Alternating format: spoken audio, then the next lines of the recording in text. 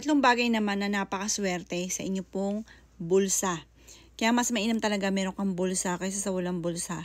Kasi once na merong bulsa mga bossing ko, kumbaga ready ka na ng paglalagyan ng kapag umulan ng blessing.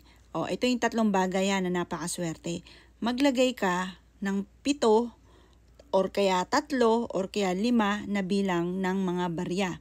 Ang barya ay hahaluan nyo ng silver at hahaluan nyo ng gold. O, di ba? Ano pa ba yung mga barya natin na ano?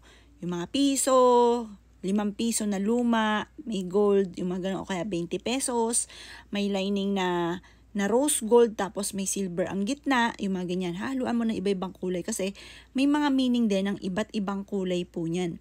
Yung silver kasi, takot po dyan ang mga bad spirit. Para hindi ka malasin, syempre, kailangan meron tayong pangontra sa malas, kagaya ng silver. Tapos yung gold naman ay sumisimbolo ng kasaganahan. Tapos yung rose gold naman, mabilis na pagtugon sa mga wishes niya. Syempre, we-wish natin magkaroon ako ng maraming pera. O syempre, kailangan natin ng rose gold para mabilis na magkaroon ka ng maraming pera. Tapos, mainam na meron din po kayong asin. Yung asin, pang-cleansing, pantaboy ng malas. Ang higop ng mga negative energy para hindi ka malasin. Tapos, ganun din po yung mag-ano ka ng mabibintog na butil ng bigas. Ang bilang din 3, 5, or 7.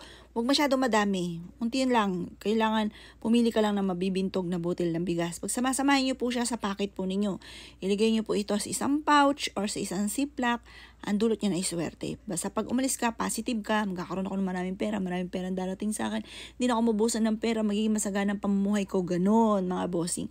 Laging ganon ang inyo pong i-wish. At mapapasin nyo, mas gagaan yung daloy ng swerte. O siya mga boss ha, good luck po sa inyo po lahat.